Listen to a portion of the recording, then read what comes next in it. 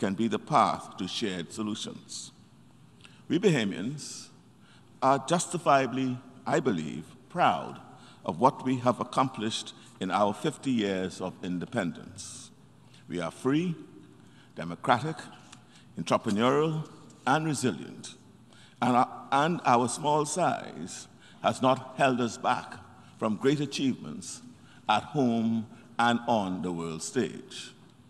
But we are ever more aware that many of our greatest challenges emanate from or are made worse by events and conflicts outside of our borders. Hurricane Dorian in 2019 was a Category 5 storm that nearly destroyed 2 of our main islands. It wiped out 30% of our national economic activity. The impact on our economy, on our infrastructure, and on our people is still very much present. The scientific consensus is that as ocean temperatures rise, we can expect hurricanes of greater intensity to arrive with increased frequency. Small island nations, like mine, did not create the emissions that are warming the Earth, but nonetheless, we are on the front line of climate catastrophe. Dorian in 2019 was followed by COVID-19 in 2020. What happens in industrialized countries doesn't stay in industrialized countries. Every year, we welcome millions of visitors to the Bahamas. They are drawn by our country's beauty, culture, and people. But for a long while, visitors could not come. This health crisis quickly became an economic crisis and an education crisis too. Now, as we are working to recover, a global inflation crisis stubbornly endures. It is making the basics of life unaffordable for too many and creating more hardships for our people. The same is true for other countries in the CARICOM region and around the world. And of course, day in and day out, we must also defend our thousands of miles of ocean borders from trafficking in people, drugs, and guns. But we are not waiting for others to act. We are doing what we can to be stronger and to be more prepared. But no one country, large or small, acting alone can stop climate change, nor can we, individually, reduce the threat of future pandemics or end the policies and conflicts driving global inflation, or tackle global criminal networks. These problems require collective action. It was the second Secretary General of the UN, Dag Hammarskjöld, who was candid about the purpose of this organization. The United Nations was not created in order to bring us to heaven, he said, but in order to save us from hell. The UN was born out of the ashes of 2 world wars. Today, we face different threats, ones that require us to mobilize and innovate, and above all, to collaborate. Of all the risks we face, none requires more urgent action than the climate crisis. The first UN climate conference took place in 1992. Yet, despite decades of conferences and meetings featuring warnings from scientists and experts, 1/6 of all the carbon emissions ever, some 407 billion tons, occurred between 2010 and 2020. I have frequently spoken, as have so many others, about the need for action in terms of climate justice and fairness. Why should small island nations like mine, we who have contributed so little to the climate crisis, experience the biggest burdens and risk of a climate-changing world? The argument might be straightforward, but it has not been effective. For a long time, decision makers in both the public and private sectors believed that climate action must come at the expense of economic growth. But now, Many are beginning to understand that climate inaction is the most expensive option of all. Taking action is not just in the interest of those of us who are particularly vulnerable, it is in the interest of every country. And it is this enlightened self-interest that should motivate action. The good news is that there are also positive incentives. Transitioning to clean energy is going to create jobs, increase efficiencies, and improve living standards. Again, don't do it for us. Do it for yourselves. I do not believe in despair. I believe in determination and human ingenuity. We can do this. Countries that disagree on many other issues, including important ones, must cooperate on this issue in their own self-interest. We have roughly 40 days until COP27 in Egypt. Let this year be the year that we turn talk into action. Let's roll up our sleeves and get to work. Let those who pledge write the check. Countries like mine, already trapped by billions in climate debt, need funding to transition to renewable energy infrastructures. We have begun to install solar microgrids across our islands, but scaling up will require a lot of additional funding. We in the Bahamas are playing our part. In February and July of this year, we hosted the One Young World regional and annual conferences for young people to support the next generation in their efforts to engage with climate-related issues. This was the first climate conference for young people in the region. We recognize the importance and value of the participation of young people. The Bahamas supports the 2030 Agenda and our common agenda on youth engagement. Then in August, the Bahamas took the lead in bringing together the member countries of the Caribbean to agree a consensus position for negotiations at COP27. We are actively defining ways to protect and safeguard our shallow seas, mangroves, and seagrasses, all of which act as a major carbon sink for the world. We urgently need to build capacity. Now we are inviting those with potential technological solutions to bring their innovations to the Bahamas. Mr. President, it's time for a new resolve and new cooperation. Last year, I brought to the attention of the General Assembly the threat to the financial services industry in the Bahamas and our region.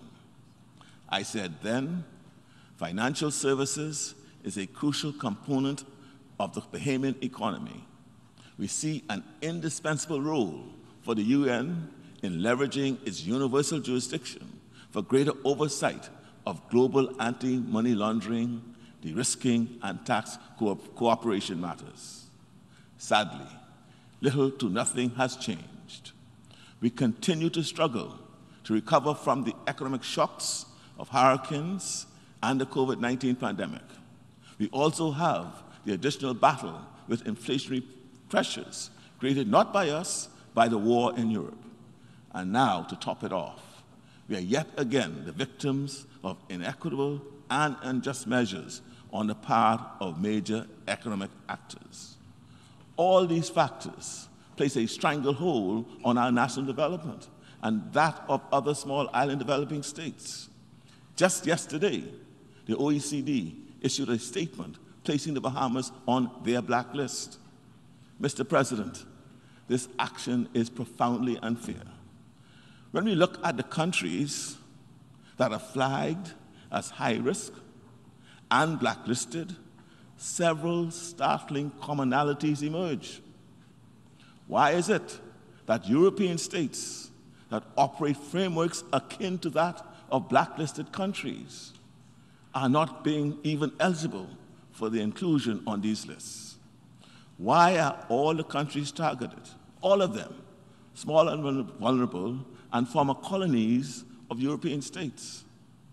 We find it astounding that the $2 to $3 trillion, which is estimated to be laundered each year through the developed countries are never flagged as causes for concern. And yet my country, which is widely recognized as one of the best regulated countries in the world, and other countries like the Bahamas, are singled out for such reputational attacks. The robust regulatory regimes of our central bank, Securities Commission, and Insurance Commission are chastised on minor details of technical process, while much bigger transgressions in the developed world are ignored. The evidence is mounting that the considerations behind these decisions have less to do with compliance and more to do with the darker issues of prejudged discriminatory perceptions. Let me submit, black governed countries also matter. Mr. President,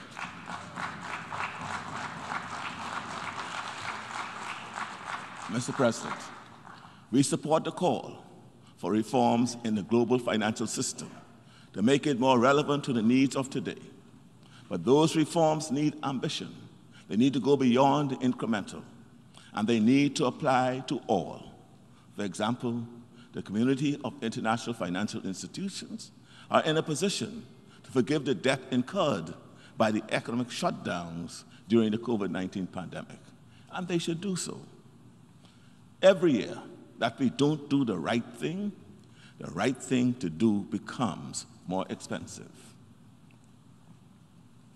Mr. President, when my neighbors are in crisis, whether the cause is climate or crime or instability, the Bahamas is impacted by the humanitarian and security needs which arise. We repeat once again our opposition to the decades-long embargo and sanctions on Cuba.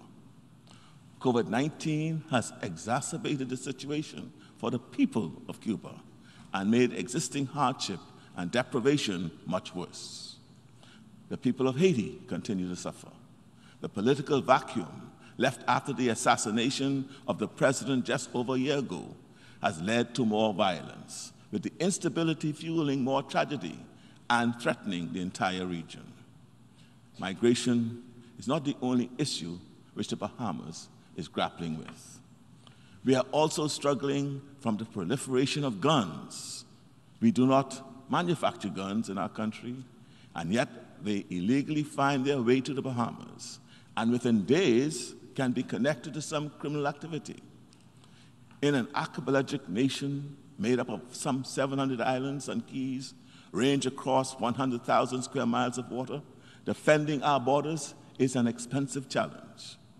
We believe more manageable and effective efforts can be made at the source to ensure that a right to bear arms does not so quickly and easily translate into a right to traffic arms. Mr. President, we in the Bahamas believe there is still real purpose in the mission of this United Nations. We will continue to support multilateral efforts to tackle the shared challenges of our time. We congratulate Secretary General Guterres for his leadership in achieving agreement with Ukraine, Russia, and Turkey to get the flow of trade in the Black Sea moving once again. The stabilization in world food markets has helped millions of people in the developing world. We see the involvement and participation of women and young people as inherent and central to our process. My government considers it vital that women play fully active roles in planning and decision-making, both in national and multilateral affairs. We also support the addition of a United Nations Youth Office. The needs and rights of small island developing states cannot be sustained by making policy advances only in times of global shock. We are grateful that the Alliance of Small Island States seized the moment in 2020 to secure the course of work on the Multidimensional Vulnerability Index, in ensuring greater equity for countries such as the Bahamas. We are aware that the global community is grossly underprepared in securing protections of the global commons that includes water, biodiversity, and the digital landscape. In moving forward on this agenda, we also recognize that a more robust and better change-making architecture is needed across the United Nations. In this respect, we hope that members will support the candidature of our citizen, Stephen Bureau, for the seat of Director of the Telecommunications Development Bureau of the International Telecommunications Union for the term running from 2023 to 2026. Mr. President, by each of us acting out of our own enlightened self-interest, we acknowledge that we ourselves benefit from doing what is in the best interest of all. In meeting the existential challenge posed by the climate crisis, it should be an increasing self-evident truth that none of us can be safe until we are all safe. Thank you.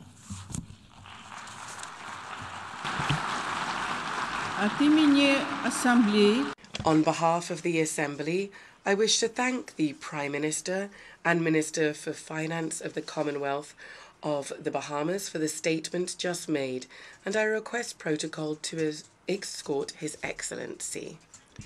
The Assembly will hear an address by His Excellency Abdoulaye Maïga, Prime Minister ad interim of the Republic of Mali. I request protocol to escort His Excellency.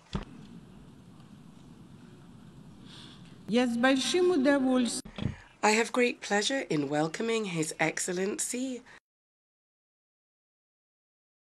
Prime Minister ad interim of the Republic of Mali. I invite him to address the Assembly.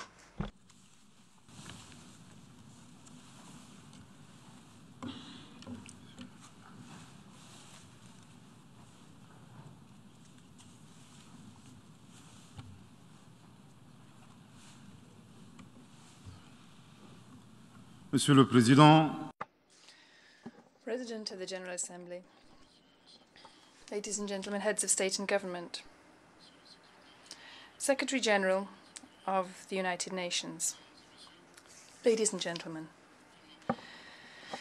at the outset, it is my pleasure to warmly greet you on behalf of the Malian people in all their cultural, religious and ethnic diversity, and the greetings of His Excellency Colonel Assimi Goïta, Transitional President and Head of State. President, your brilliant election to the presidency of the 77th session of the General Assembly and the end of the 76th session of the General Assembly, so ably led by your predecessor, His Excellency Abdullah Shahid of the Republic of Maldives, give me an excellent opportunity to express our warm congratulations to Your Excellencies on behalf of Mali. Allow me to reiterate to our Secretary General, Mr. Antonio Guterres, our great appreciation of his laudable efforts deployed to achieve the noble goals of our organization. We know that you are a friend of Mali and of the Sahel. Friendship is based upon sincerity. So allow me to express my deep disagreement with your recent media appearances, where you adopt stances and speak out regarding the affair of the 46 Ivorian mercenaries, which is a bilateral and legal issue between two brotherly countries. Clearly, the judicial nature of the infringements around this affair do not fall under the competences of the Secretary General of the United Nations. In Mali, our administration is not based upon oral statements or statements to the press. We therefore refer to the note verbal of MINUSMA, the United Nations Mission for the Stabilization of Mali. The reference of this document is MINUSMA/PROT/SLAN NV/226/2022 of the 27th of July 2022, which clearly expresses that there is no link between the 46 mercenaries and the United Nations. The recent language and synchronization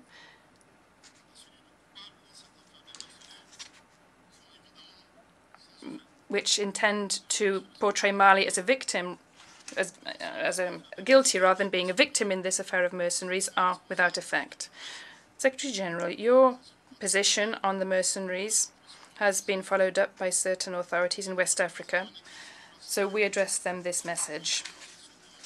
To the President of ECOWAS, Mr. Umaru Sissoco, who said, "We have just seen," and I quote, "the statement by the Secretary General saying that these are not mercenaries. If I were in the Malians' place, I would have released these 49 soldiers." I should very much like to say to the latter that there is a principle of subsidiarity, which is somewhat vague, between ECOWAS and the United Nations, rather than a principle of following blindly. It is also important to state that the Secretary General of the United Nations is not a head of state, and the acting president of ECOWAS is not a civil servant. Therefore, he must not make the CEDEAO too overarching. It's worth recalling to the current president of ECOWAS that he must respect the independence of justice. We therefore we do not intend to give way on this. This is a legal issue. Mr. Umaru Sissoco Embalo must be aware of the fact that he is responsible for for being loyal to a great deal of heritage and sacrifices under this organization. The dynamics which make the ECOWAS so renowned must not be broken down. We have also noted the threats of sanctions against Mali, and rather than being afraid of such sanctions, I should like to say that to the President of the ECOWAS that at the end of his mandate, the West African people will judge him on the efforts that he has made to improve the living conditions of our people, rather than mediatic circuses for foreign agendas. To Mr. Bazoum, he will note that the transitional government has not yet reacted to his slanderous comments for two reasons. The first is to do with the heritage of our ancestors, where we do not respond to insults by other insults. The second reason is to do with Mr. Bazoum's identity. He is a foreigner who claims to be from Niger. We know that the Nigerian people and brotherly country of Mali have social, cultural, and religious which are extremely rich. Mr. Bazoum is not a Nigerian. His behavior reaffirms us in this belief. Secretary General, Mali will remember what you have said. Before God, our soul and our conscience, we ask those who are refuting our version to ask if they would accept that military troops, having hidden their identities by saying on their passports that they were painters or builders, would arrive with weapons in their airport without the country of destination having been informed in advance, with the idea of destabilizing the country. Would they accept this? If they would not accept this as a state, if this is not possible in Lisbon or elsewhere, Mali will also not accept this as a state. And it will not be possible in Bamako or anywhere else in Mali. President, a watershed moment, transformative solutions to interlocking challenges. That is the theme of this 77th session of the General Assembly. And this allows us to hope for better days for Mali, as long as there is a clear stock-taking of the former era, that lessons are learnt and that objective recommendations are established. Once this has happened, I am sure that through our collective action, we will bring peace regarding the various outbreaks of tension in the world, but also promote harmonious development and effectively combat pandemics, the deterioration of the environment, climate crises, inequalities, policies of domination and predation of resources. Since August 2020, Mali has been going through a transitional process which will end on the 26th of March 2024 with the transfer of power to elected authorities. By this date, and in line with the recommendations of the National Dialogue on Restructuring, the transitional authorities have committed to 2 timelines agreed upon with ECOWAS to carry out political and institutional reforms before organising elections, whose ultimate goal is to recast the Malian state so that it meets the deep, legitimate aspirations of our people to peace, security, good governance, development, and lasting institutional stability in Mali. In this regard, I am pleased to underline that some significant progress has already been made. The passing of the electoral law, inter alia. This includes the creation of an independent election management authority, and its establishment is now making great progress with the setting up of a commission made up of renowned figures from all components of Malian society in charge of drawing up a new constitution. President, on another front, not many people may know that Mali is the only country in the world which is currently facing 4 different types of insecurity simultaneously: terrorism, communal conflicts manipulated by terrorists and their foreign state sponsors, cross-border organized crime, and violent action by isolated individuals. Alongside our return to constitutional order, Mali is continuing to fight tirelessly against this insecurity, and particularly against extremist groups who are responsible for all kinds of abuse against our peaceful people. With regard to Mali, I am pleased and proud to announce that the terrorist groups have been seriously weakened, and the fear is now on the other side, on their side. However, these criminal groups can still cause harm to a certain extent in their desperate attempts to deal a blow to our territorial integrity and to terrorize our people. The courageous Malian defense and security forces are determined to tackle any threats wherever they come from. His Excellency Colonel Amisimi Goïta, Transitional President and Head of State, and the government of Mali is continuing to step up their significant efforts to recruit, train, equip, and bolster the operational capacities of the Malian defense and security forces. I must say here that the offensive action carried out thus far has allowed our forces to claim decisive victory against obscurantism.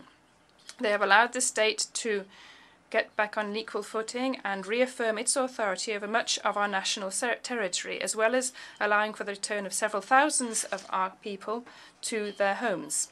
However, we know that a military and security solution alone has its limits, which is why, in support of the military action, the government of Mali has a global integrated strategy, including political, social, and development measures, which includes the provision of basic social services to our people who are so sorely tested by the multifaceted crisis that we have been facing since January 2012.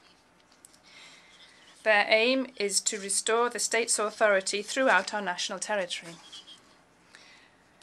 Against this backdrop, the government of Mali on the 24th of August approved our national stabilization strategy for the central regions and an action plan for 2022 to 2024.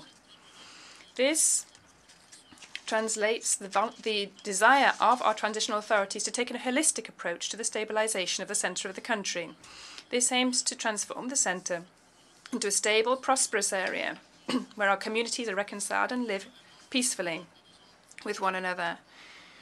We are intelligently and diligently implementing our agreement for peace and reconciliation, which is a result of the Algiers process, and this is a strategic priority for the transitional authorities as a peaceful crisis resolution instrument in the north of Mali. I'm particularly pleased to say that we have concluded the second meeting at a decision-making level between the parties to this agreement, and this was held in Bamako between the 1st and 5th of August, and allowed a number of signatory parties and international mediation to lift cette dynamique progressive du processus de paix. Peace process and the implementation of the agreement. Following this, we held the 6th meeting of the Monitoring Committee in Bamako on the 2nd of September, and this was a strong signal of the desire by the parties to commit to a dynamic new process in order to achieve the implementation of the agreement.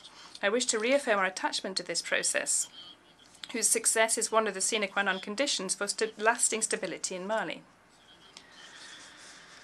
This is an opportunity for me once again to welcome the active role of Algeria and the support from the international mediation team. I must not leave aside the situation of Malian refugees in neighbourly countries. I thank those countries for their hospitality, and I am remembering the internally displaced compatriots. I wish to reassure them that the government of Mali is very attentive to their difficult situation. All our efforts aim to create conditions allowing them to return with security and dignity so that they can effectively participate in the life of the nation. President, in this difficult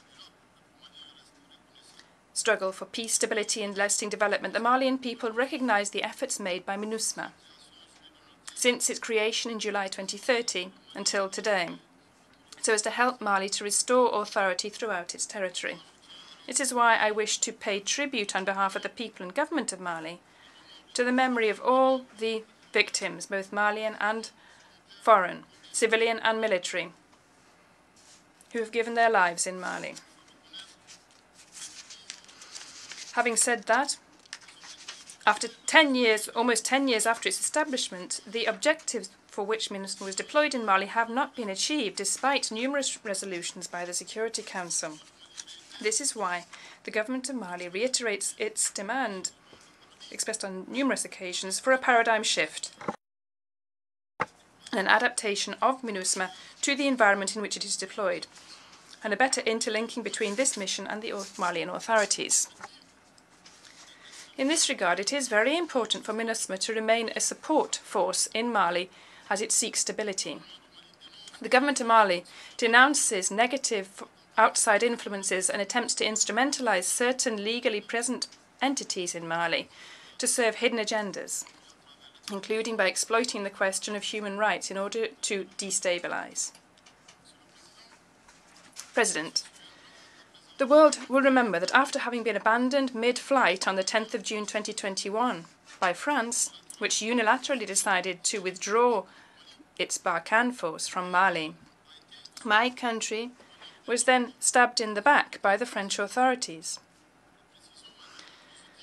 It is extremely important to say that we refuse any amalgam with the French people, whom we respect.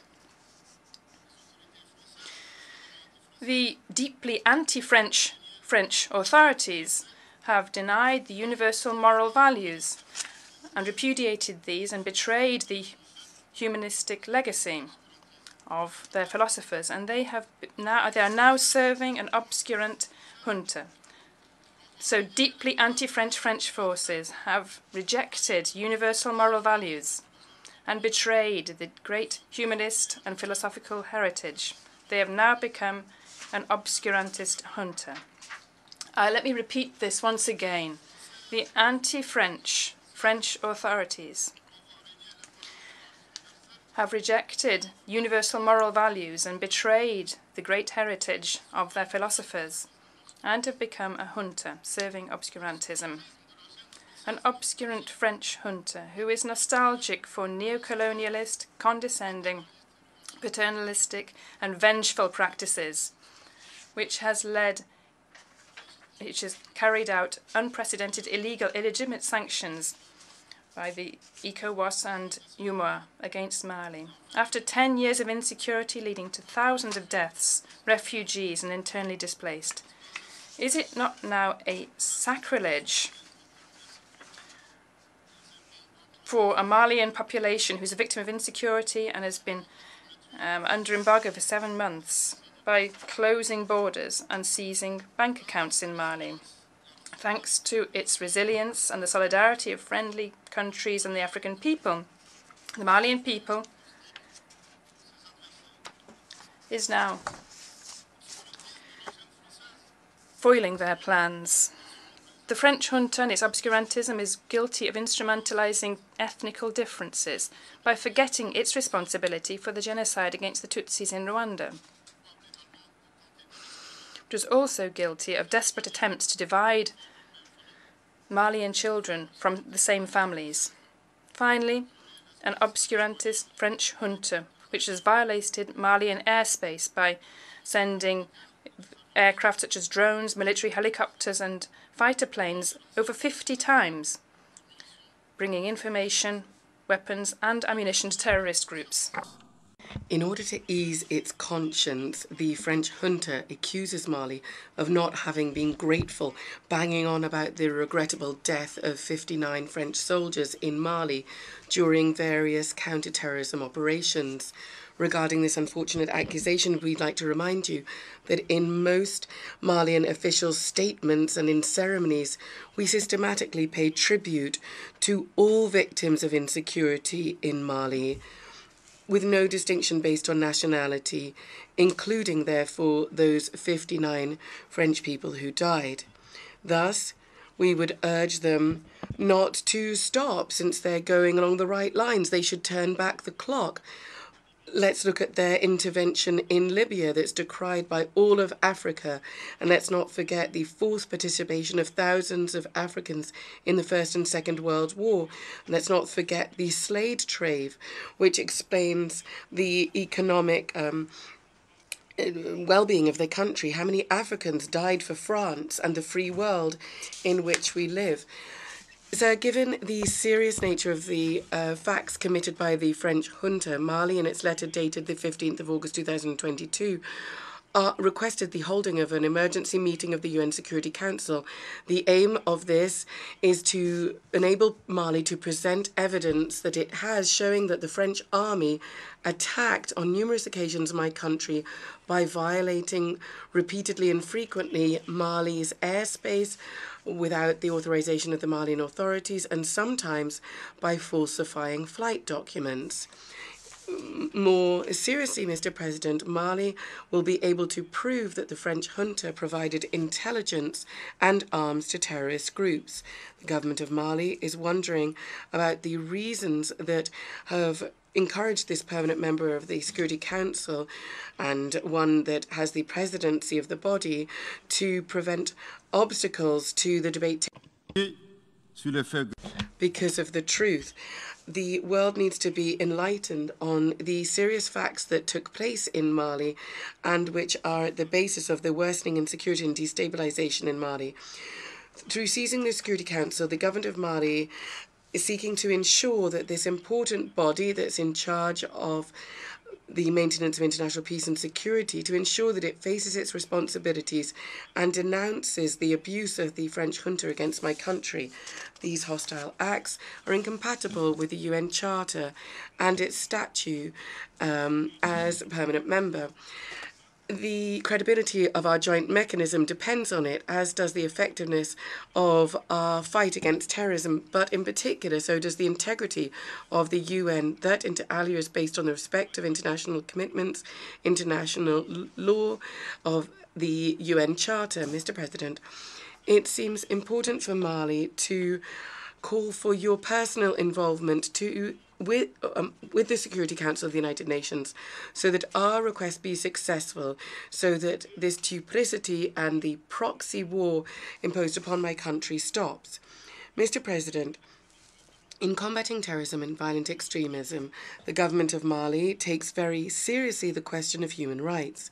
I'd like to underscore that human rights are first and foremost the values that each Malian embodies. Thus, the government of Mali remains determined to respect them and to ensure they are respected in line with its zero-tolerance policy against impunity. as it's loyal to its ancestral values that are enshrined in the Kurafangua Charter proclaimed in 12,036 by the Emperor of Mali, Sundite Keita. This is why we believe in this. Mali is a cradle of great civilizations. There were once great empires, a land of exchange, hospitality, and tolerance. Mali makes promoting and defending human rights a national priority. This is why I robustly confirmed that the military operations of the Malian Defence and Security Forces are conducted strictly respecting human rights and international humanitarian law. Nonetheless, as I've underscored, the government of Mali is vehemently opposed to the instrumentalization of the question of human rights for political purposes, is opposed to posturing, blackmail, and intimidation. By the same token, we regret the selectivity observed vis-a-vis populations in some villages who are totally massacred and their villages razed to the ground, and there doesn't seem to be any indignation regarding them. And the media manipulation that goes on claiming that terrorists who have been neutralized in the battlefield are in fact innocent civilians. In conclusion, Mr. President, I would like to say that the Malian people have decided to take their destiny into their own hands. They fully support the government as it works in Mali and also support the return to constitutional order that will be peace and safe in March 2024 following the free, credible and transparent elections to be held. Achieving these broad-raising priorities mean that the government needs to continue and step up efforts to improve the security situation in the country to protect people and their property. To this end, I'm delighted that in Lomé on the 6th of September this year, the third meeting of the Transition, a follow-up and support group was held. The conclusions of this important meeting, in particular the recognition of the progress made by the transition and the calls for mobilizing all of Mali's partners to consolidate their political, economic, technical and financial support for the Republic of Mali and for the efforts of the Malian transition authorities to ensure a harmonious return to constitutional order were very important. I'd like to recall that the transition in Mali results from several years of dysfunction in our young democracy. This did have some positive results. Unfortunately, as we look at it, there have been more setbacks than steps forward, and that's why we needed the transition. I'd like to take this opportunity to warmly thank our respected elder, His Excellency President Alassane Dramane Ouattara, for his wise, clear counsel that he gave us in his memorable statement at this 77th session of the UN General Assembly. I would like to reassure him that the Malian transition authorities have no other aim but to carry out political and institutional reform before organising elections whilst obstinately combating terrorism. These reforms will help to improve governance, and all measures will be taken to ensure that Malian democracy be the most envied in the world. In this area, we pay particular attention to the third mandate, which will not be possible. The third mandate. Le troisième mandat, le troisième. The third mandate for a less knowledgeable public means a four-step maneuver for the president in order to conserve power for him and his clan. Firstly, at the end of the second mandate, so in principle, a time when he's not re-electable, the outgoing president has a constitutional revision that is not consensus-based.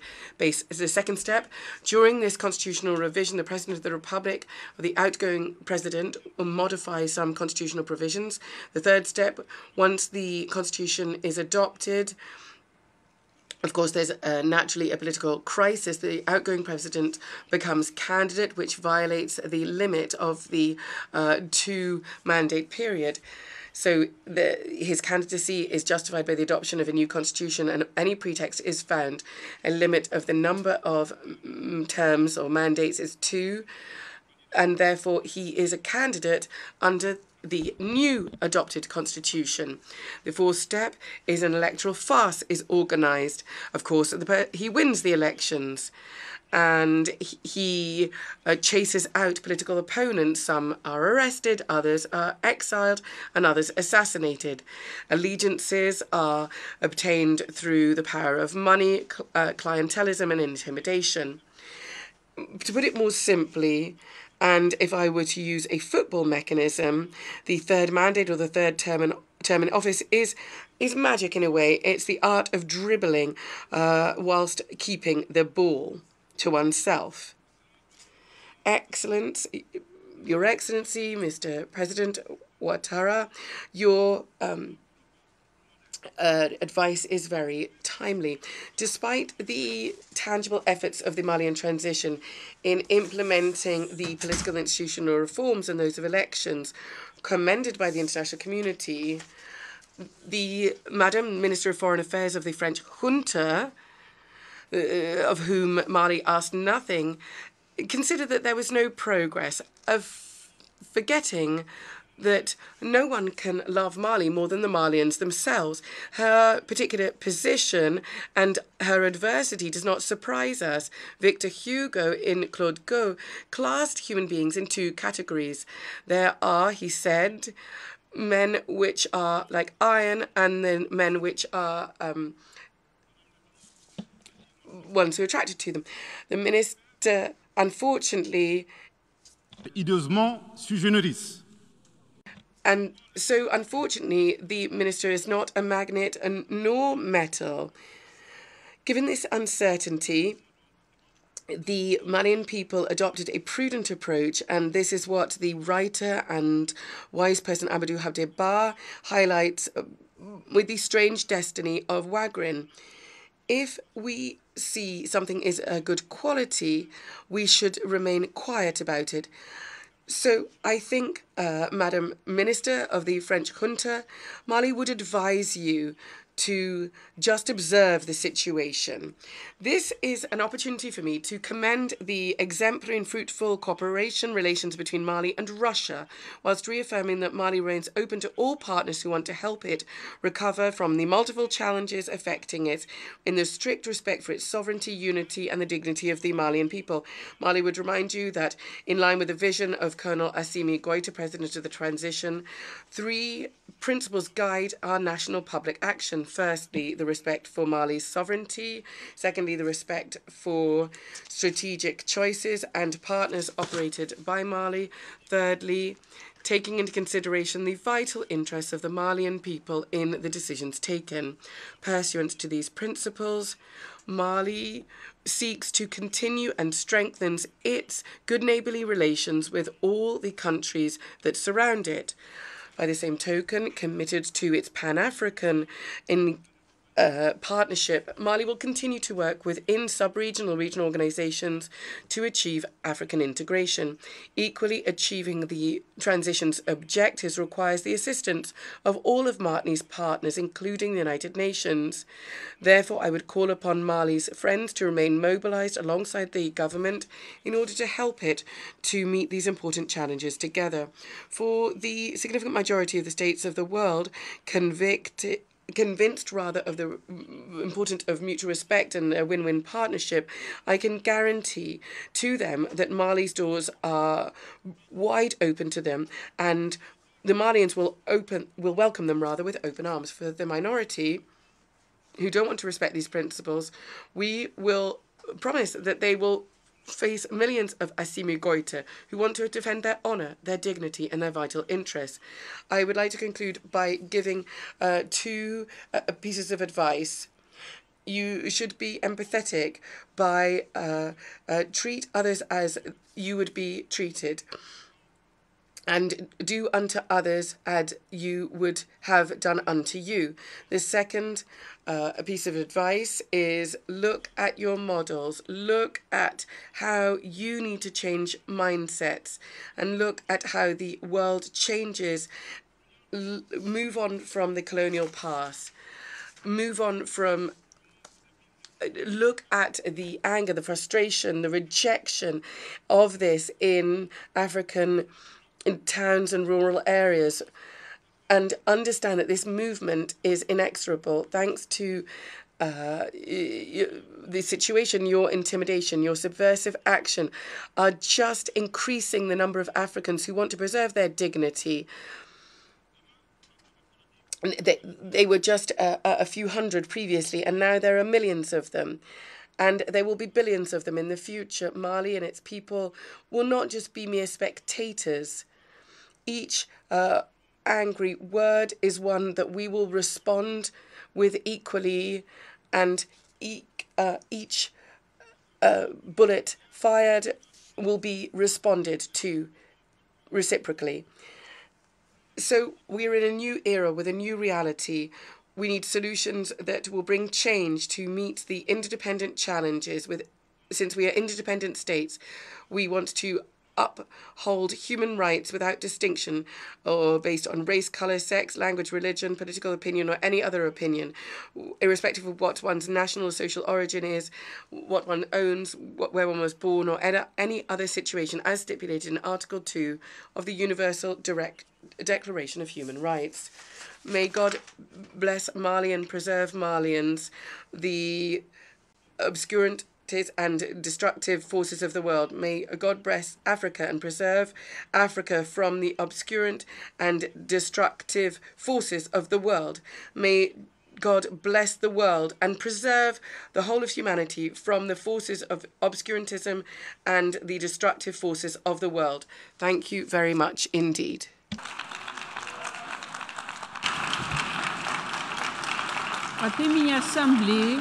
On behalf of the Assembly, I wish to thank the Prime Minister ad interim of the Republic of Mali for the statement just made, and I request protocol to escort His Excellency. The Assembly will hear an address by His Excellency, Prime Minister and Minister for National Security, Legal Affairs and Information of St. Vincent and the Grenadines, His Excellency Ralph Gonsalves. I request protocol to escort His Excellency.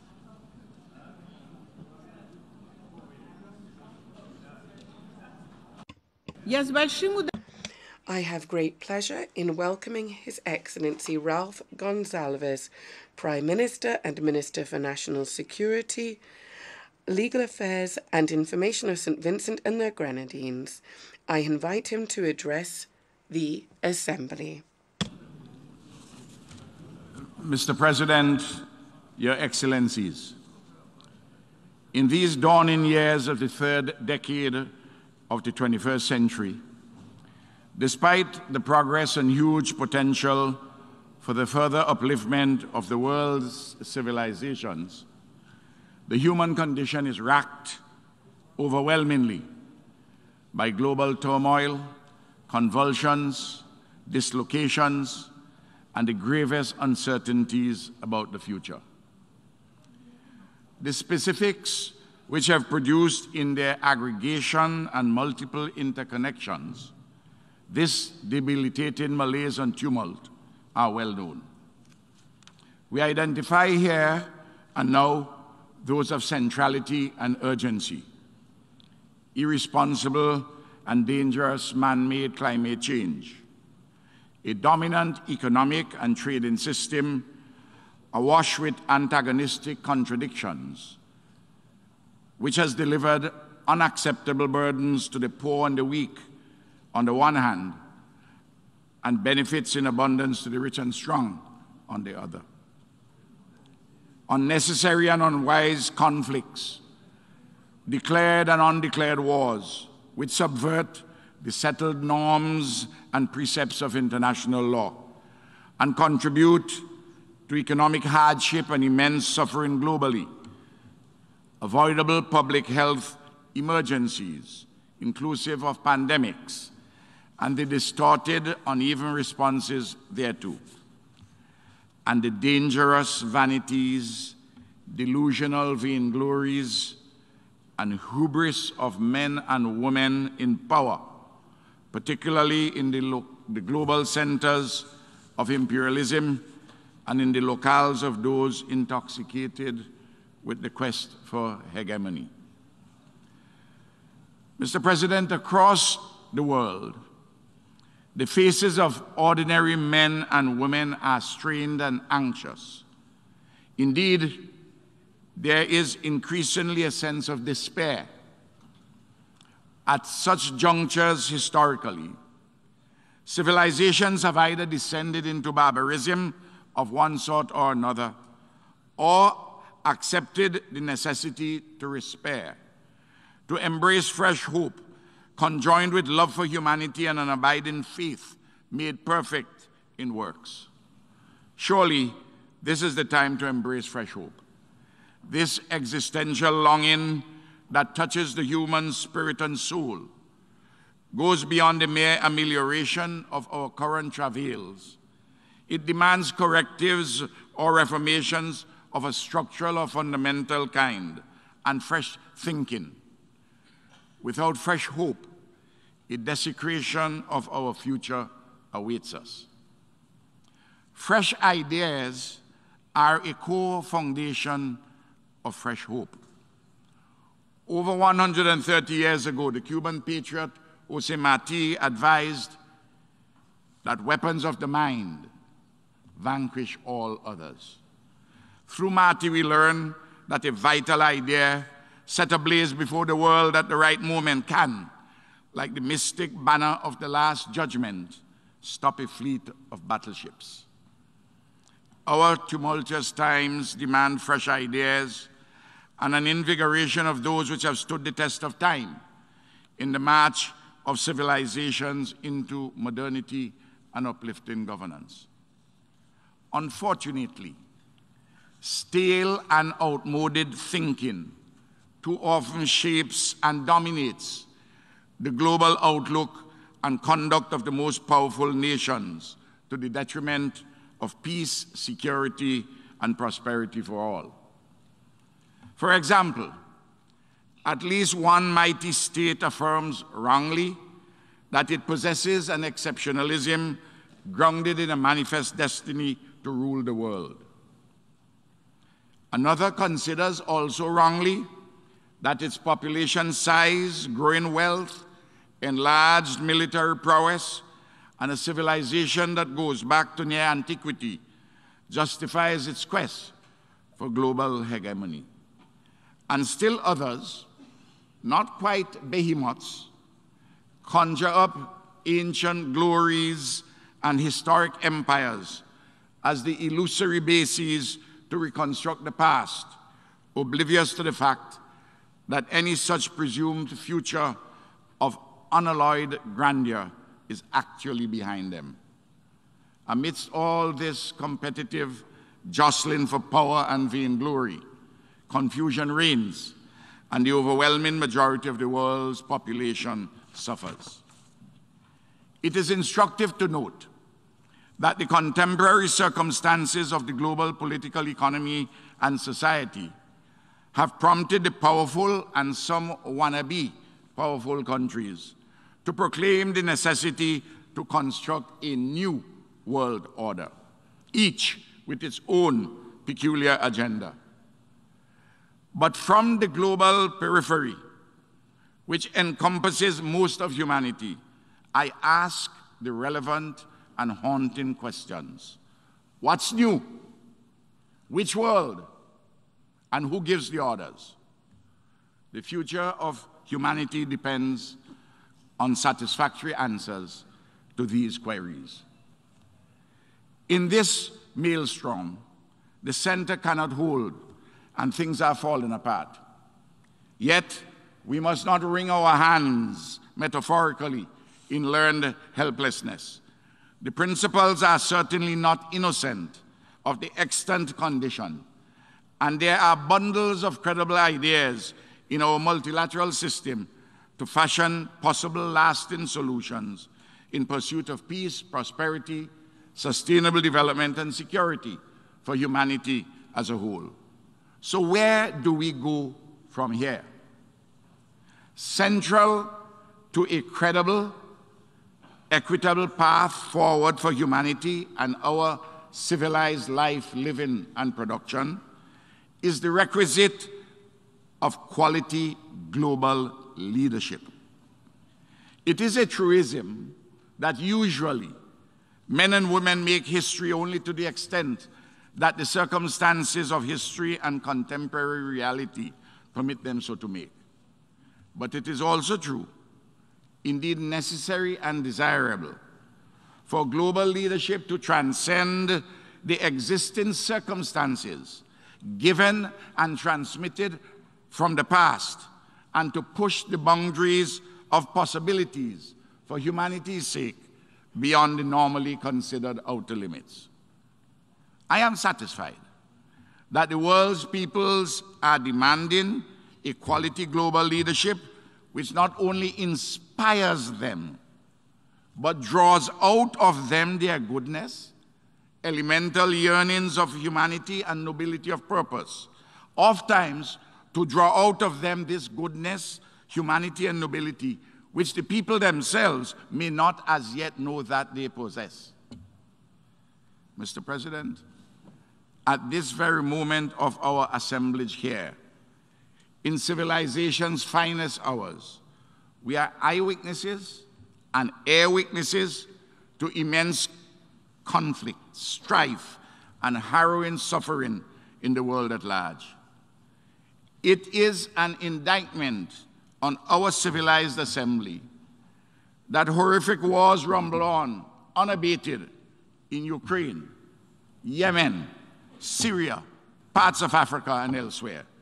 At least one of these wars may lead to a nuclear Armageddon.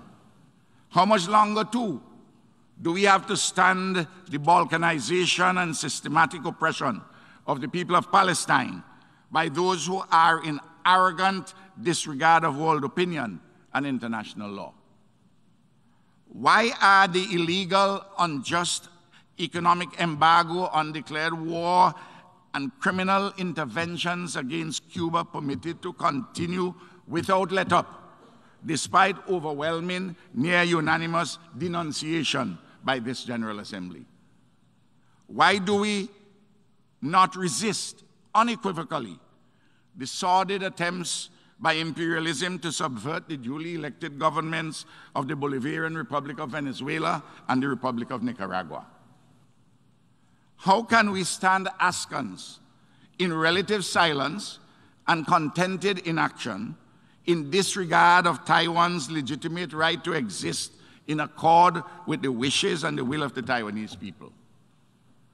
Why do we not encourage peace and security across the Taiwan Straits by, among other things, permitting Taiwan's participation in the specialized agencies of relevance in the United Nations system, such as the World Health Organization and the International Civil Aviation Organization? All these and other 20th century quarrels and contentions have potentially viable solutions, or at the very least, mutually acceptable levels of dissatisfaction, lodged within a framework of peace and security. Quality global leadership in communion with the world's peoples, credible ideas for resolution, and a coherent multilateralism grounded in international law constitute the only viable way forward for humanity. In short, let us give mature diplomacy a chance to succeed. Mr. President, St. Vincent and the Grenadines has had to face immense challenges since March 2020 and continuing. In March 2020, COVID-19, this pandemic arrived upon us like the proverbial thief in the night. Although we did not close our country down, not even in the darkest days of the pandemic, much of the world locked down on us. Life, living, and production were and still are badly affected. In April 2021, my small country suffered 32 volcanic eruptions which caused widespread destruction of property, immense social dislocation, immiseration of our people, and the evacuation of 1/5 of the population into emergency shelters. In early July 2021, Hurricane Elsa struck resulting in further loss and damage. In late February 2022, open hostilities between Russia and Ukraine erupted, which exacerbated the economic turmoil which was already brewing globally. The knock-on effects of the Russia-Ukraine war has been terrible for faraway St. Vincent and the Grenadines and our Caribbean. Prices of basic commodities such as imported fuel, food, fertilizer, and hand tools have gone through the roof. Still, we are a resilient people. We are not a people of lamentations, and we are recovering and embracing fresh hope. We in St. Vincent and the Grenadines are working hard and smart, but without a fair and just economic order globally, and a special regard for small island exceptionalism, a global architecture of enlightened multilateralism and internationalist solidarity. Without these things, our Herculean national efforts are unlikely to yield the requisite abundant fruit. Trying to go up a fast-moving down escalator is a challenging exercise.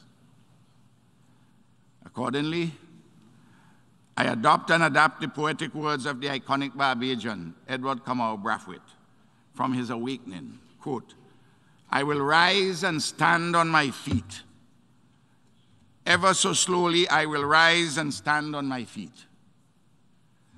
I am learning. Just let me succeed," unquote. Just let St. Vincent and the Grenadines, the Caribbean, and other developing countries succeed. Mr. President, St. Vincent and the Grenadines expresses its profound gratitude for the regional, hemispheric, and international solidarity accorded it at its time of real peril, during and immediately after the series of volcanic eruptions last year. Within 24 hours of the first cataclysmic eruption, my dear friend, the Secretary General of the United Nations, His Excellency Antonio Guterres, telephoned me and placed the Secretariat and the UN specialized agencies at my country's disposal. The World Food Programme, UNICEF, UNEP were particularly heroic in their efforts, admirably coordinated by the United Nations Regional Office in the Eastern Caribbean. The World Bank was most helpful.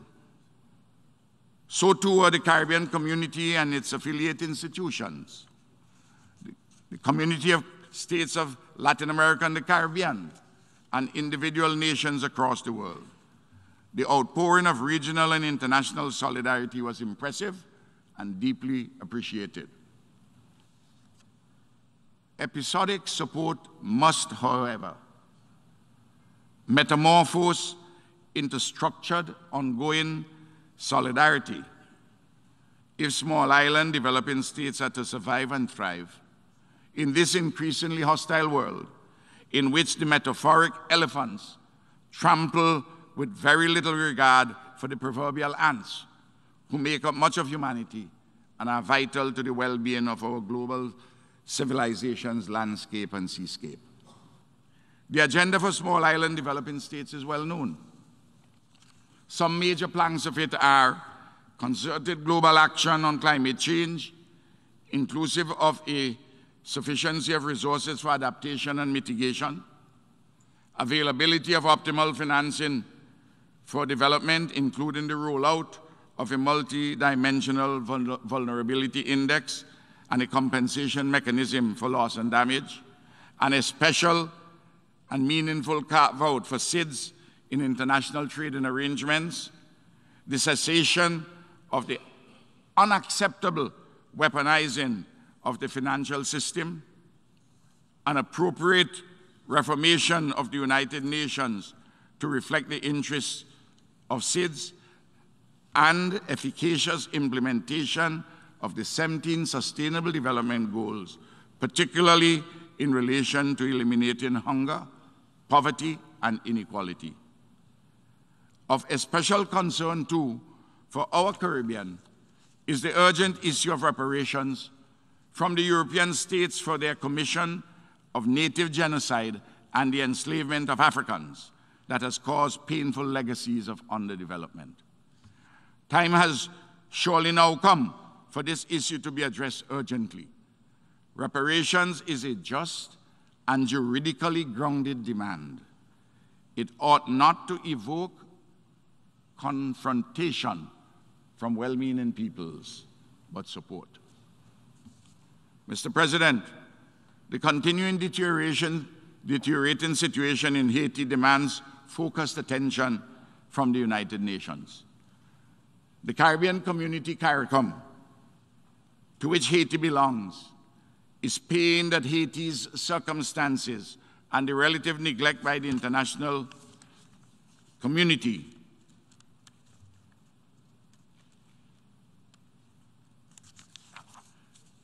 of this nation of inestimable value. Together, we must do better with and for Haiti in concert with the Haitian people, based on their own homegrown solutions and led by them. St. Vincent and the Grenadines has been actively engaged on this issue within both CARICOM and the United Nations. Haiti's 11 million people deserve better. Further, a safe and prosperous Haiti means a far more secure and peaceful Caribbean. In the Caribbean, beyond the Haitian issue, our national and regional efforts are stymied by the unfairness and relative unresponsiveness of the global political economy.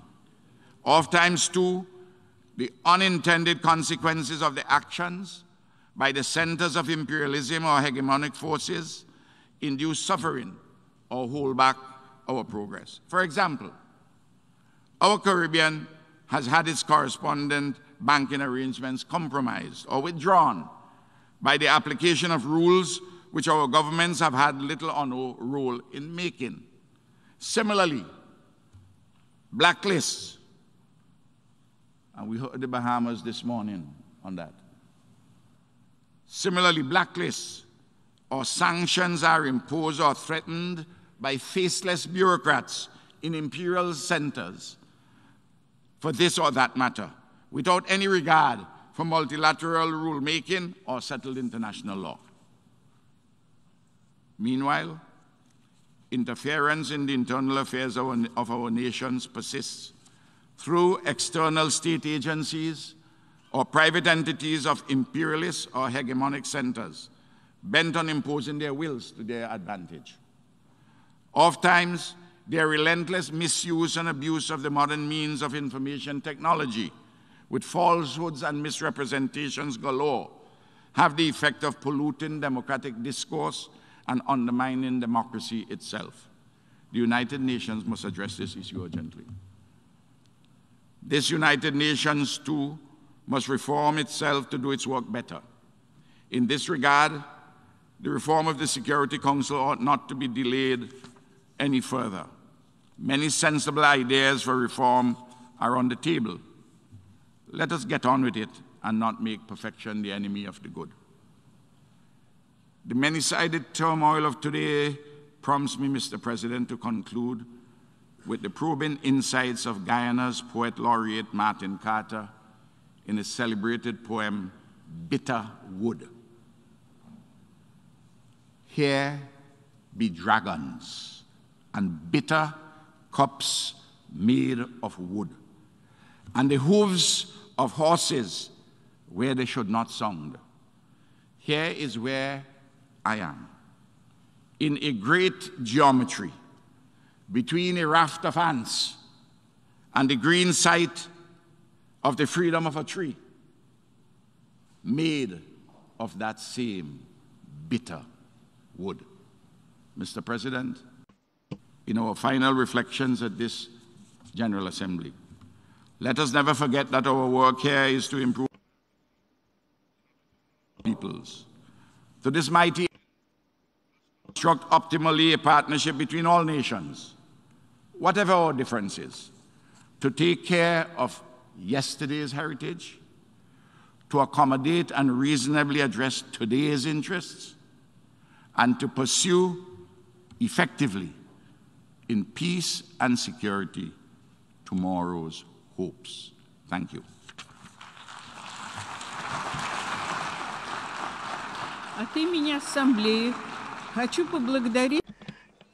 On behalf of the Assembly, I wish to thank the Prime Minister for National Security, Legal Affairs, Public Administration, and Information. I ask protocol to escort His Excellency. The Assembly will hear an address by His Excellency Minister for Finance, Minister for National Security, Home Affairs, Public Administration, Information and Disaster Management of Grenada, Dickon Mitchell. I request protocol to escort His Excellency. Я с большим удовольствием. I have great pleasure in welcoming His Excellency Dickon Mitchell, Prime Minister and Minister for Finance and Minister for National Security, Home Affairs, Public Administration, Information and Disaster Management of Grenada. I invite him to address the Assembly. His Excellency Kaba Kurosi, President of this 77th session of the United Nations General Assembly, His Excellency Antonio Guterres, Secretary General, Excellencies, Heads of State and of Government, Heads of Delegation, ladies and gentlemen. Mr. President, please accept my warmest greetings and congratulations on your election to the presidency of this 77th session of the United Nations General Assembly. I commit my delegation's full support and cooperation in the fulfillment of your important duties. I also commend your predecessor, His Excellency Abdullah Shahid of the Maldives, for his able guidance of the last session of the General Assembly. Mr. President, I'm extremely honored to speak at this important global forum for the first time on behalf of the government and people of Grenada. Exactly 3 months ago today, the people of Grenada exercised their democratic right and voted for transformation in free and fair elections and a solid mandate at the polls. The Grenadian people placed their confidence in me to lead our country for the next 5 years. Mr. President, today I bring my transformational agenda to the United Nations General Assembly because although we are an island state, our world does not exist in isolation. Successful and sustainable transformation in Grenada is inevitably tethered to the sustainable forward movement of the global community. Mr. President, this noble institution is nearing its 80-year anniversary, a significant milestone that is worthy of distinct recognition. As my own country also draws near to a noteworthy milestone, that of 50 years as an independent state, it is an appropriate time to renew our commitment to the principles of the United Nations Charter and to international law. It is also a fitting time to review the achievements of the past decades and to proffer solutions to the challenges that have stymied progress. Mr. President, the COVID-19 pandemic brought our world to a standstill without prejudice for the size and the economic might of nations. For a time, this disease was the great equalizer and forced us all to reevaluate our priorities and our approach to working together. Grenada notes with relief news from the World Health Organization that we might be finally entering the end phase of the pandemic. While we welcome the return to some semblance of normal, it is my sincere hope that the lessons learned from the pandemic will remain and we will not return to business as usual. Mr. President, the monumental challenges posed by the pandemic were unprecedented and seemingly insurmountable.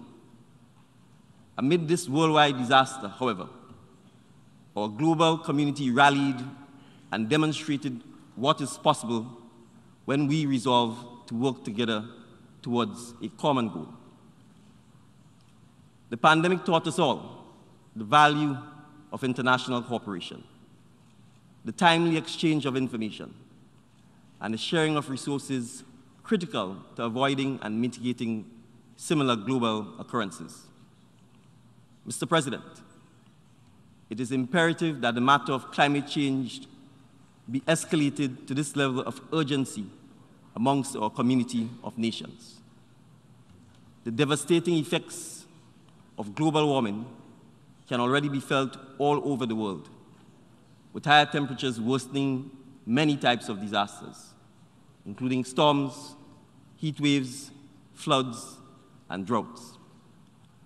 Our planet is undoubtedly in crisis, but as the ancient Chinese proverb reminds us, crisis is opportunity riding a dangerous wind. This window of opportunity is quickly closing, however, and we no longer have the luxury to kick these issues down the road. We are now faced with the reality that tomorrow is today.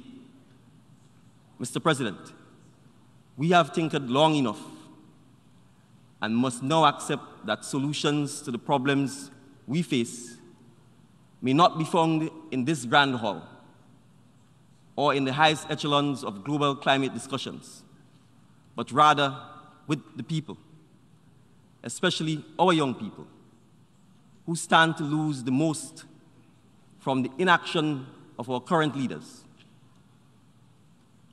Mr. President, approximately 60% of the world's population is under 35 years old. In my own country, 50% of the current population is between 18 and 35 years of age. Young people are therefore critical to the success of sustainable development policies and must play a central role in the implementation of the targets set by the 2030 Agenda. Mr. President, I call on all young people to take action. It is not yet too late to do what is necessary to safeguard our planet for future generations. But the time for action is now. The reality is, the leaders of today will not be around to feel the consequences of their decisions. It is therefore up to our youth to lead the charge for the future they want to see. To all young people, I challenge you today to choose to be agents of change over victims of climate change. It can start with small actions that cause ripple effects throughout your families and friend circles, your communities, and eventually the wider world. Mr. President, it was not that long ago that I too was a young lawyer seeking to evoke positive change in my community through small actions. I knew that I could no longer sit on the sidelines and wait for the leaders of the day to solve challenges that have plagued Grenadian society for well over a decade. I had to become the change. In October 2021, I made the decision to enter political life, and shortly after was elected political leader of the National Democratic Congress. Only 8 months later, Mr. President, I led the party to victory, winning 9 of the 15 seats. My presence here today is testament that we can change and we can create the change that we would like to see. But it will only materialize if we step forward and accept the call to be the leaders of today. Mr. President, As leaders, the onus is also on us to create spaces where young people feel empowered to propose innovative solutions to the challenges we collectively face. This is a priority of my administration and has been backed by gender-forward, pro-youth policies and purposeful action. The appointment of the Honorable Kireen James as Minister for Climate Resilience, the Environment, and Renewable Energy at 23 years old is a milestone for my country and the Caribbean region, as the Honorable James is the youngest minister in the Caribbean. Mr. President, confronting the climate crisis will require a complete transformation of our mindset and behaviors, but also, and importantly, the transformation of our energy sources, economic models, and land stewardship. This is a unique opportunity to come together, welcome innovative ideas, and tackle the problems we have struggled with for generations. Our goal as responsible global citizens should be to leave the planet as good or better than we found it. This plea is not without urgency. Mr. President, as the leader of a Caribbean small island developing state, I am all too familiar with the devastating effects of climate change and the stark reality that we may not have a country to pass on to future generations in the face of increasingly strengthened hurricanes and sea level rise. The small island states of the Caribbean are already experiencing significant adverse effects due to climate change.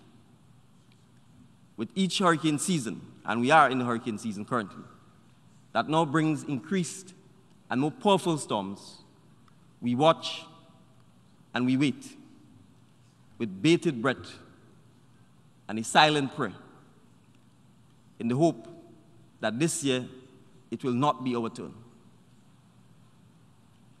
In 2004, it was Grenada's turn with Hurricane Ivan. In the matter of a mere 8 hours, we lost 34 souls, and the Category 3 storm destroyed 80% of our housing stock and decimated our economic and fiscal bases with damage surpassing 200% of our gross domestic product.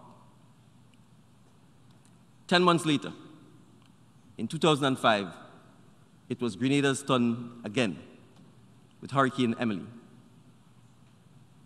In recent years, we have watched with horror as our brothers and sisters across the Caribbean experience their turn. Most notably, Hurricane Irma in 2017, which left the island of Barbuda nearly uninhabitable and wrought significant havoc on over 10 other Caribbean island states, including the British Virgin Islands, which lost approximately 85% of its housing stock. Only 2 weeks later, Hurricane Maria threatened cruelly to exacerbate the wounds freshly inflicted by Irma. Mr. President, the global community would remember the destruction visited on Dominica by the said Hurricane Maria, which left 31 people dead, 37 missing, and an estimated $930 million in damages. Mr. President, I can continue in this vein, highlighting the devastating consequences that Caribbean islands suffer due to the warming climate, including the harmful effects on our rich biodiversity and underwater resources. We are truly on the front lines, and we know it all too well, the ease with which one hurricane can wipe out decades of progress. As I stand here this morning, several Caribbean islands are reeling from the wrath of Hurricane Fiona. This is the reality we face, Mr. President, and why it is urgent that we act. Mr. President, given the focus of my address here this morning, it is evident that climate change is inimical to Grenada's transformational agenda. We continue to insist on a clear roadmap at the global level for ambitious climate action to ensure that global average temperatures remain below the 1.5 degrees Celsius threshold. As we seek to bolster climate resilience in our island home, I reiterate the call for the urgent scaling up of climate finance for adaptation and the removal of challenges that developing nations face to access climate financing. Additionally, my government calls for increased technology development and capacity building, especially for young people. Mr. President, we are encouraged and indeed proud that a son of the soil has been given the responsibility to manage global climate action. The appointment of Simon Steele as Executive Secretary of the United Nations Climate Change Secretariat sends a clear message of the importance of island voices in the fight against climate change. We are optimistic that we will achieve the mandates of the Climate Convention and its protocols, as well as the Agenda for Sustainable Development. Mr. President, the government of Grenada is steadfast in its commitment to creating paths towards sustainability and promoting diversity. Evidence of our resolve can be found in the first ever long-term National Sustainable Development Plan 2020-2035, which is in alignment with the Sustainable Development Goals, which is the anchor for the country's development agenda and the priorities for the next 15-year period. In this regard, the government of Grenada was pleased to be one of the 45 countries that presented voluntary national reviews of the implementation of the 2030 Agenda for Sustainable Development during the recently held high-level political forum for sustainable development. Mr. President, our country-led review of progress towards the implementation of the 17 SDGs of the 2030 Agenda comes at a critical juncture in our collective efforts aimed at recovering from the extraordinary socio-economic crisis created by COVID-19.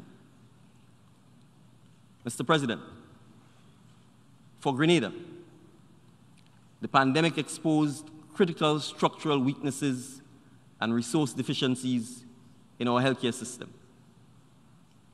Managing the high incidence of non-communicable diseases, therefore, is an urgent priority, and so too is addressing the mental health of our citizenry. In addition, Mr. President, the economic fallout from the worldwide closure of borders and stagnation of tourism, a key economic driver, exacerbated already elevated levels of unemployment and poverty. My government intends to mitigate such dire circumstances in the future by diversifying our economy and developing a robust ICT and digital economy. Trends such as converging technologies and the digitization of production are rapidly transforming work and life, and they must be factored into training and development opportunities for our young people. Mr. President, we understand that to adequately equip our young people for the future, inclusive and equitable quality education is fundamental. To this end, my government has taken the necessary steps to ensure the framework for free universal education up to the community college level and is committed to providing second chance opportunities to all youth who did not complete a primary, secondary, or tertiary education. Additionally, we intend to actively seek out opportunities for further studies in digital and creative fields to support our emerging creative and digital economies.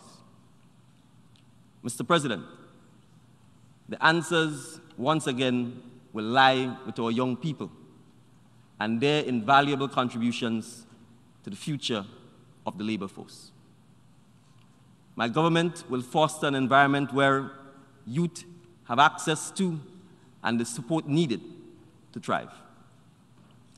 In particular, we intend to provide incentives to young entrepreneurs, upgrade our agricultural production systems, and bolster our export capacity. Grenada will act deliberately to attract the attention and support of the international community and the favor of friendly nations as we seek to improve the standard of living of all citizens through the exploration of new frontiers of economic and social development.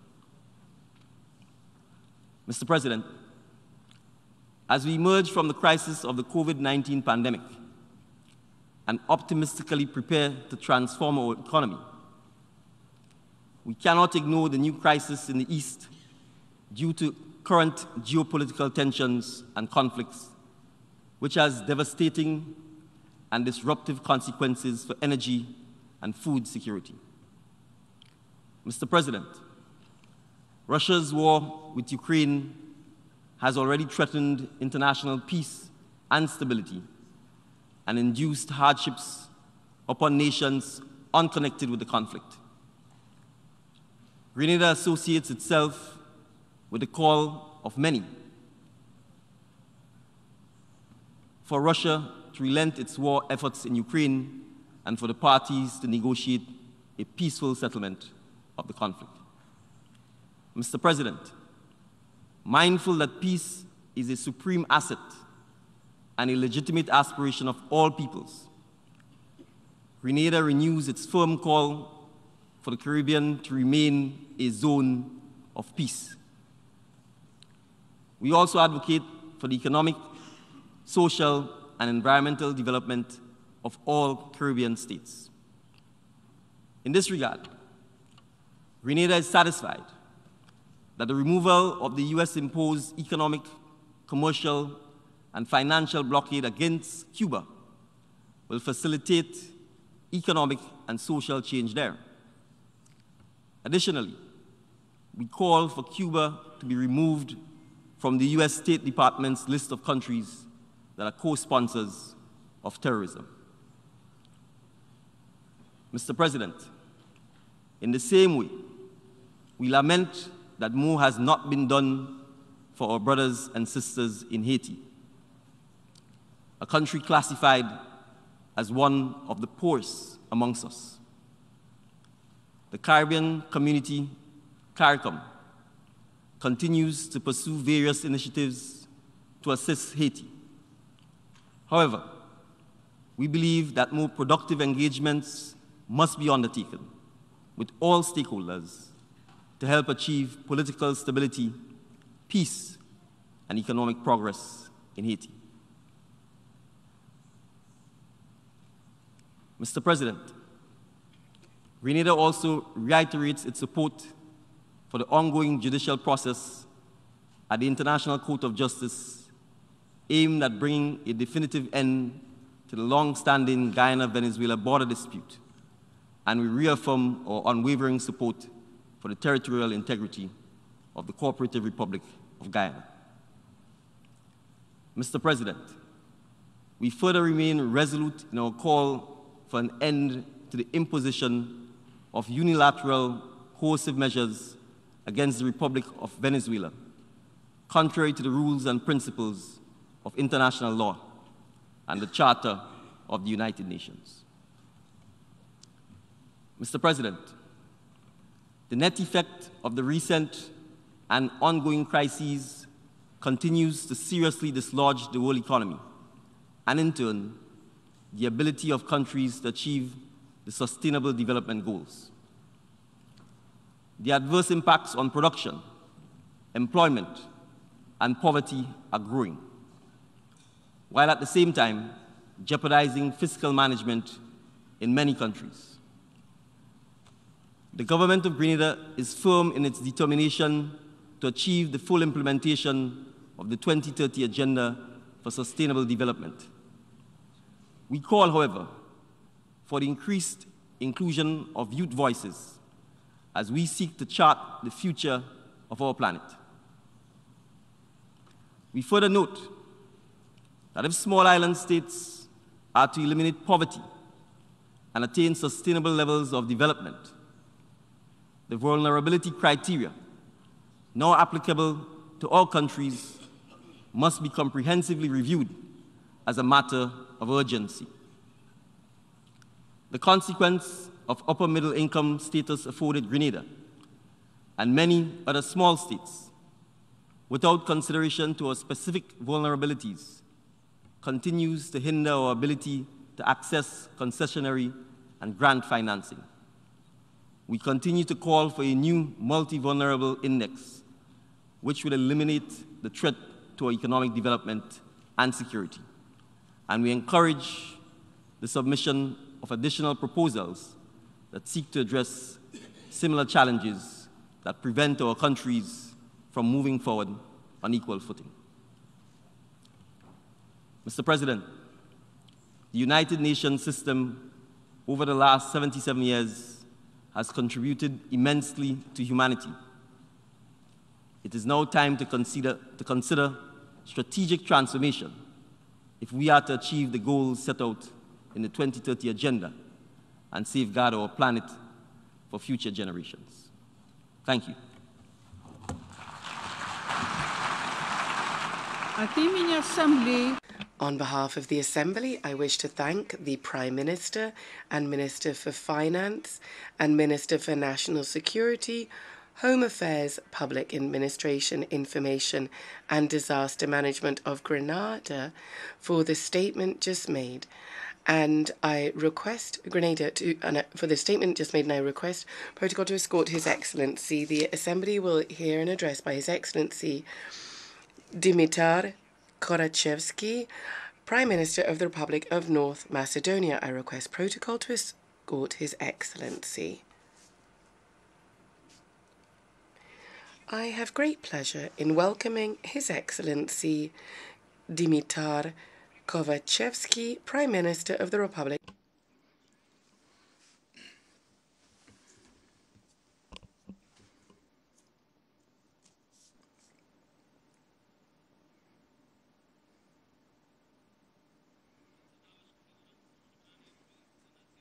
Dear President of the United Nations General Assembly, dear Secretary General of the United Nations, dear heads of state and colleagues, heads of government, ladies and gentlemen.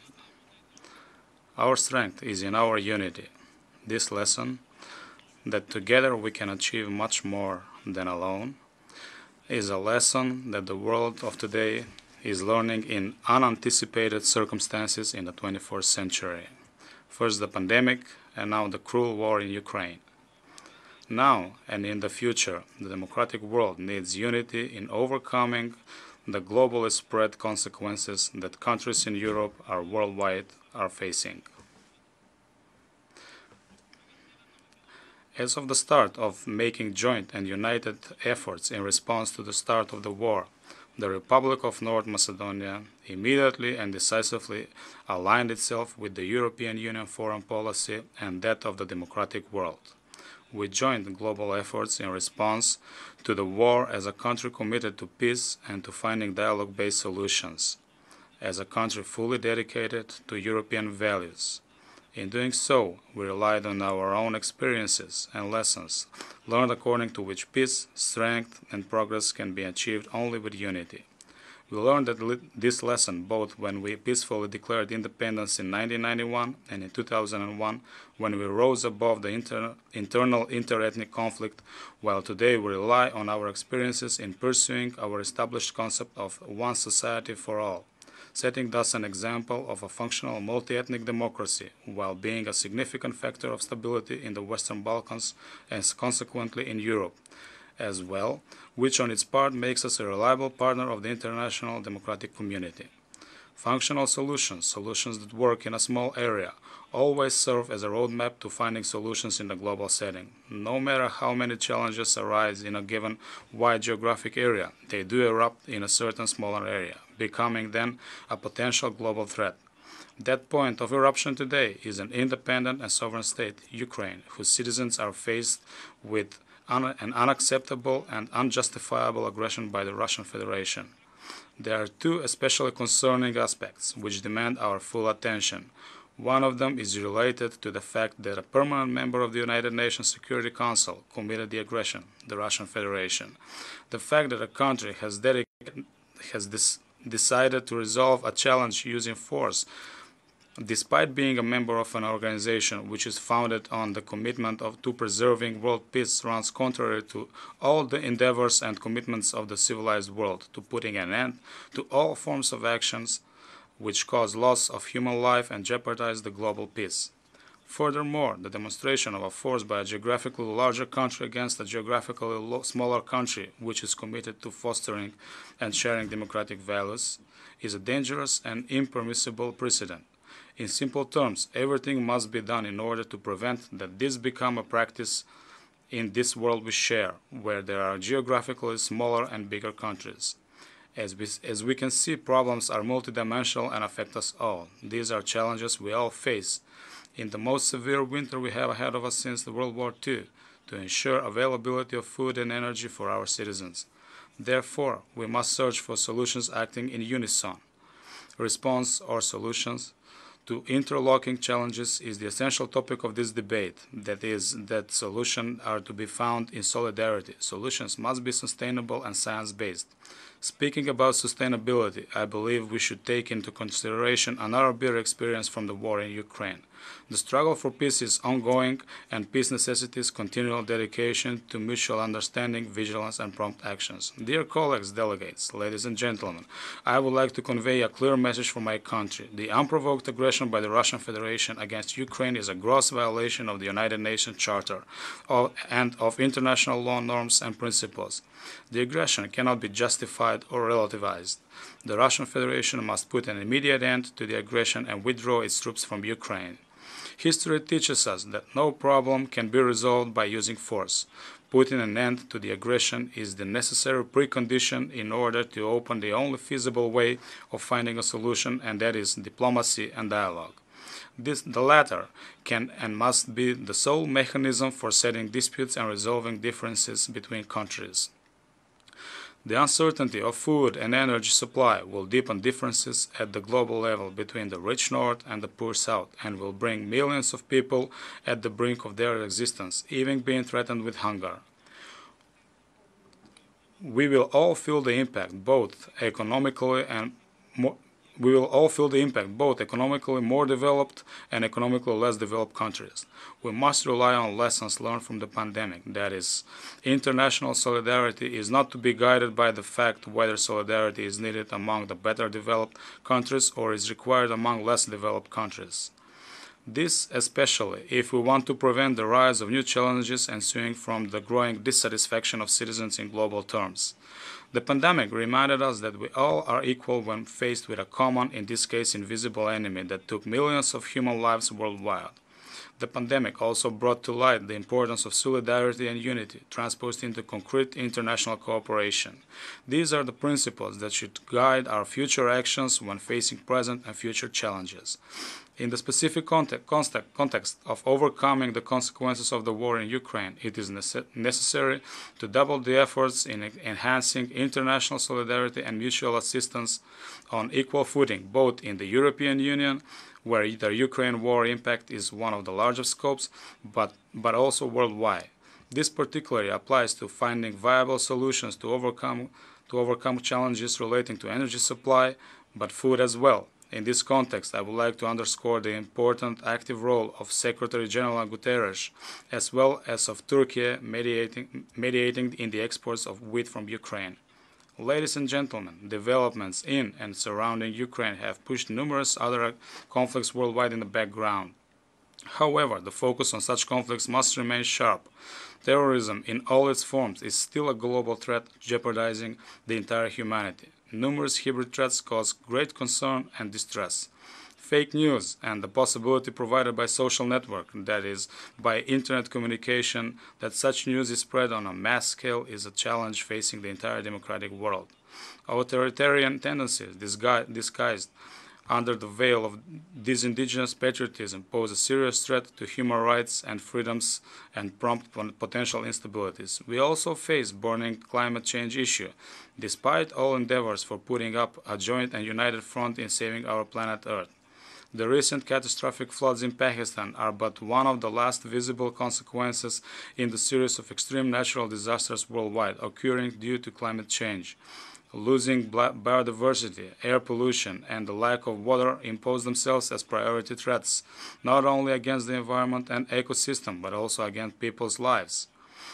And such a situation will persist until every individual becomes fully aware that nature is not ours, but is part of us, and we should treat it as such. All these problems demand concrete actions founded on intensified and consolidated efforts that would be focused both on prevention and on finding solutions. Conflicts, instability, violence, climate change cause the spread of grave poverty for millions of people, as well as displacement of population, which is growing into an exodus. Immigration waves we faced in past years coming from Syria and Afghanistan are not winding down. Now we also have millions of refugees from Ukraine. The Republic of North Macedonia opened its doors to citizens of Ukraine, who forced to flee their homelands sought refuge in our country. This is a good opportunity that we duly commend countries worldwide that receive the largest numbers of refugees, as well as a substantial number of citizens throughout the world who work every day to provide care for refugees and help those in need. My country, the Republic of North Macedonia, using its available capacities, remains committed to honoring international commitments in the humanitarian area. In order that we successfully deal with and manage immigration diverse types, it is necessary to strengthen the awareness that it is a matter of global challenge, which necessitates coordinated activities in pursuance with the shared responsibility principle. Dear colleagues, we learn from experience that no problem is a minor problem. Every minor problem has the potential of growing into a more difficult and larger scale problem. However, our coming together these days at the seat of United Nations serves as a good reminder that strength and solutions can be achieved by uniting ourselves in support of genuine values. Multilateralism and respect for established rules and obligations, starting with the United Nations Charter, are the only way of providing the much-needed predictability in international relations. We are building our future now, today, and together, despite all deficiencies of international mechanisms.